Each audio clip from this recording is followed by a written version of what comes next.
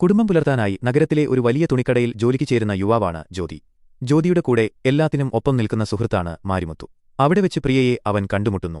ആദ്യമൊക്കെ അവർ എപ്പോഴും വഴക്കായിരുന്നു. പിന്നീടവർ പരസ്പരം പ്രണയത്തിലാവുന്നു. തൊഴിലാളികളെ അടിമകളെപ്പോലെയാണ് അവിടുത്തെ സൂപ്പർവൈസർ കാണുന്നത്. ക്രൂരനും സ്ത്രീകളെ ഉപദ്രവിക്കുന്നവനുമായ സൂപ്പർവൈസർ കരുങ്കാലിയുടെ കീഴിൽ ജ്യോതിയും പ്രിയയും ഒരുമിച്ച് ജോലി ചെയ്യുന്നു. ഒരു രാത്രിയിൽ അബദ്ധത്തിൽ അവർ ഷോറൂമിനുള്ളിൽ കുടുങ്ങിപ്പോകുന്നു.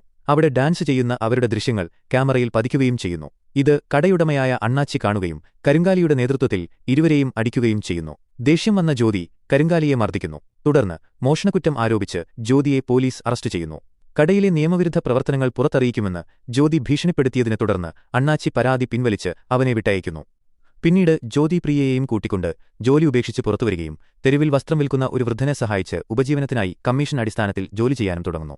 രാത്രിയിൽ തെരുവിൽ ഉറങ്ങുന്നതിനിടെ ഒരു നിയന്ത്രണം വിട്ട കാർ ഇവരെ ഇടിക്കുകയും ഇരുവരെയും ആശുപത്രിയിൽ പ്രവേശിപ്പിക്കുകയും ചെയ്യുന്നു. ആശുപത്രിയിൽ ബോധം വന്ന ജ്യോതി അപകടത്തിൽ പ്രിയയുടെ 2 കാലുകളും നഷ്ടപ്പെട്ട വിവരമറിയുന്നു. സ്വയം കാര്യങ്ങൾ ചെയ്യാൻ കഴിയാത്ത പ്രിയയെ മറക്കണമെന്ന് സുഹൃത്ത് മാരിമുത്തു ഉപദേശിക്കുന്നുണ്ടെങ്കിലും ജ്യോതി അവളെ വിവാഹം കഴിക്കാൻ തീരുമാനിക്കുന്നു.